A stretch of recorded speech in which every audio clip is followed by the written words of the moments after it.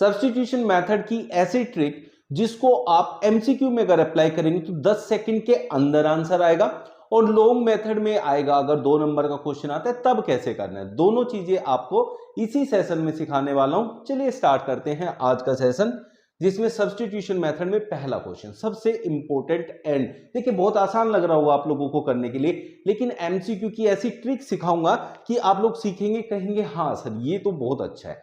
देखिए x plus Y 14, तो ऐसे क्वेश्चंस में क्या करना है, ऑप्शन में वैल्यू दी होगी, बट अगर ऑप्शन में वैल्यू नहीं दी है अभी तो सोचिए दो ऐसी वैल्यूज जिनको अगर मैं जोड़ूं तो 14 बन जाए और उनको सब्ट्रैक्ट करूं तो 4 बन जाए। ऐसी कौन सी वैल्यू है, 9 एंड 5। देखिए 9 को अगर मैं 5 में ऐड कर दूं तो कितना आए, 14। 9 में से 5 माइनस कर दूं तो कितना आए, 4 आ जाए। तो एमसीक्यू आपने यूं कर दिया ना, ये एमसीक्यू के लिए ट्रिक है। वहां आपसे पूछे what is the value of X and what is the value of Y, option में से उठाओ ऐसे ऐड कर दो, ये तो ठीक है ना। अब करते हैं लॉन्ग मेथड से। तो ऐसे क्वेश्चंस में आप लोगों को आंसर तो पता चल ही गया ना बच्चों। दूसरा क्या है कि ये ट्रिक जो अभी सिखाई है ये आपका आंसर वेरीफाई करने में भी हेल्प करेगा, तो इसको ले लेते हैं। जैसे x minus Y equals to 4, x equals to 4 plus Y. Sir इसको क्यों नहीं लिया बेटा, ये उधर ले गया माइनस प्लस में चला गया तो बहुत बच्चों को सुकून मिल जाता है यार, माइनस खत्म हो गया, सिर्फ इसलिए, नहीं तो उसको भी ले सकते हैं। सब्स्टिट्यूशन मेथड में किसी एक वेरिएबल की वैल्यू निकाल लेते हैं। जैसे यहां x की मैंने निकाली, किसके टर्म में, y के टर्म में। एक इक्वेशन से वैल्यू निकालते हैं और दूसरी इक्वेशन में उसको पुट कर देते हैं। कैसे, यहां से मैंने x का वैल्यू निकाला, इस y को उधर ले गया तो प्लस हो गया 4 प्लस वाई। ये x की जो वैल्यू आई है इसको हम यहां रख देंगे, x की जगह हमें ये रखना है, दैट इज 4 प्लस वाई। इसी को कहते हैं सब्स्टिट्यूट, मतलब एक की जगह दूसरे को रखना। भाई जैसे गेम खेलते हैं ना, मान लिया फुटबॉल है और हॉकी है, तो एक प्लेयर को भेजते हैं, दूसरा जाता है जो पहले को बाहर आना पड़ता है, सब्स्टिट्यूट होता है, उसकी जगह उसको रखना, दैट इज सब्स्टिट्यूट। तो x की जगह y को रखना है सब्स्टिट्यूशन, तो इसीलिए इसको कहते हैं सब्स्टिट्यूशन मेथड। ये प्लस वाई है और इक्वल्स टू में 14 है, यहाँ 2y बन गया, y प्लस वाई 2y, 4 उधर जाएगा बच्चों माइनस हो जाएगा, तो हम कहेंगे 2y equals to 14 minus 4 is 10, 2 से डिवाइड कर दो, y की वैल्यू कितनी आ गई बच्चों, 5 आ गई। ठीक है, अब यहां x की जो इक्वेशन थी y के टर्म में, वहां इस y की वैल्यू जो निकली है उसको पुट कर दो, x equals to 4 plus 5 is 9। तो देखिए हमने स्टार्टिंग में निकाला ना 9 प्लस 5 14, 9 माइनस 5 इज 4, वही आ गया। ठीक है, अब आगे चलते हैं, थोड़ा सा डिफरेंट क्वेश्चन ये लेते हैं। अब ये क्वेश्चन आएगा तो बच्चे बड़े डर जाएंगे, और सबसे पहले क्या करेंगे, जैसे मैंने पीछे सिखाया तो वही चीज अप्लाई करेंगे। तो क्या करना है, यहां से s की वैल्यू मैं निकालूं तो क्या होगा 3 प्लस टी, और इसको उठा के यहां रख देंगे। ऐसा नहीं करना है, वैल्यू तो निकालनी है लेकिन उससे पहले थोड़ा सा रुकना है। क्या करना है, ये फ्रैक्शन वाली इक्वेशन को नॉर्मल इक्वेशन में कन्वर्ट करना है। वो कैसे होता है, एलसीएम लेके। अब यहां जिसको एलसीएम लेना नहीं आता है समझ लीजिए, जैसे यहां 3 है यहां 2 है, ये क्या है, को प्राइम नंबर्स है। को प्राइम नंबर्स क्या होते हैं बच्चों, इसका कोई भी फैक्टर इससे मैच नहीं करेगा, इसका कोई भी फैक्टर इससे मैच नहीं करेगा।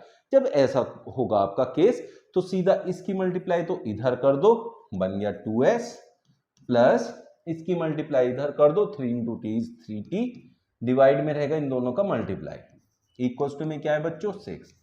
इसको उधर ले जाओ तो इक्वेशन बन गया 2s plus 3t equals to 36। ठीक है ना बच्चों, अब सब्स्टिट्यूट करेंगे वैल्यू। ये वैल्यू जो आई है इसको उठा के यहां फ्रैक्शन में सब्स्टिट्यूट नहीं करना है, कंफ्यूजिंग हो जाएगा, डिफिकल्ट लगेगा क्वेश्चन। ऐसे करके फिर सब्स्टिट्यूट करेंगे। अब यहां है 2 इंटू में s की जगह रखूंगा 3 plus t plus 3t equals to 36।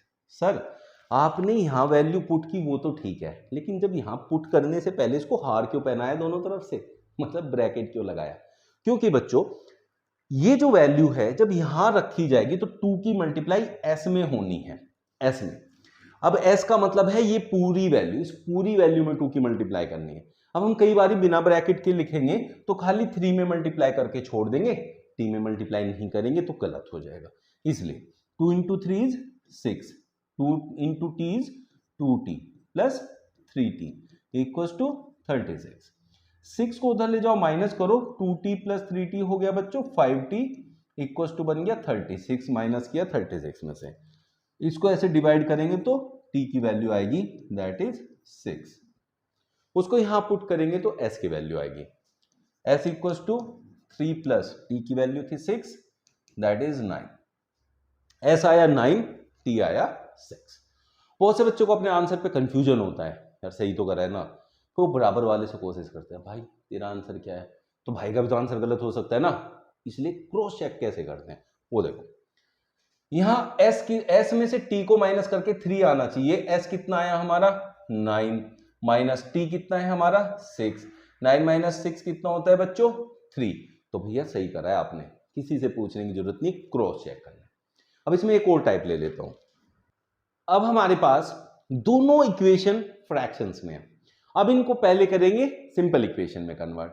तो देखिए कैसे करेंगे। यहां क्या है बच्चों 2, यहां है 3, 2 एंड 3 क्या होते हैं कोप्राइम। अभी कोप्राइम का पूरा कॉन्सेप्ट सिखाया, उसको अप्लाई करेंगे।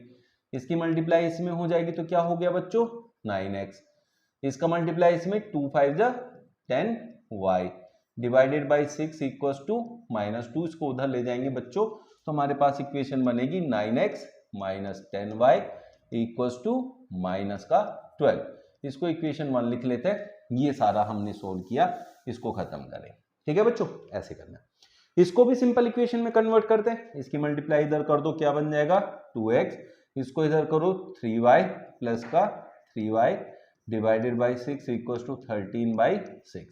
6 से 6 कैंसिल कर सकते हैं। जब इधर वाली इक्वेशन के पूरे के अपोन में 6 है, इधर भी पूरे के अपोन में 6 है, तो कैंसिल आउट हो जाएगा। ठीक है बच्चों, एक इक्वेशन बन गई हमारे पास 2x plus 3y equals to 13। This is the second equation.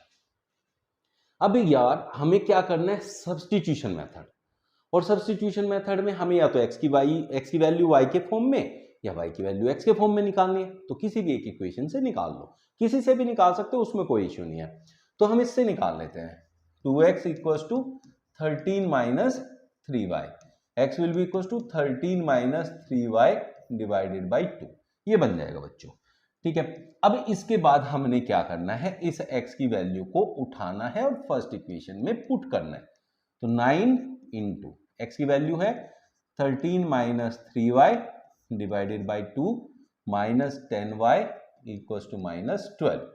अब यहां पहले एलसीएम ले लो बच्चों, कितना हो गया 2, इस 9 के अंदर मल्टीप्लाई करो, 13 9 जा 117 माइनस 9 3 जा 27y। इस 9 की इसमें भी मल्टीप्लाई होगी, इसमें भी। अब यहाँ एलसीएम लिया तो 2 की मल्टीप्लाई इधर होगी 20y इक्वल्स टू माइनस 12। यहां तक आपने बनाया, इस 2 को उधर ले जाओ, 117 माइनस 27 एंड 20 होता है 47, दोनों माइनस के इसलिए ऐड किया है, और साइन माइनस का ही रखेंगे क्योंकि दोनों माइनस के हैं। 47y इक्वल्स टू माइनस 24, इधर minus 47y equals to minus 24, ये उधर जाएगा तो माइनस 117।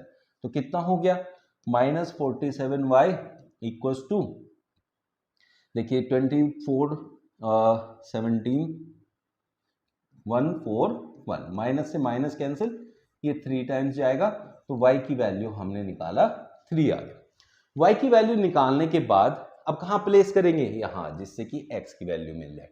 तो x equals to 13 minus 3 into y है आपका 3 divided by 2 that is 13 minus 9/2 that is 4/2 equals to 2।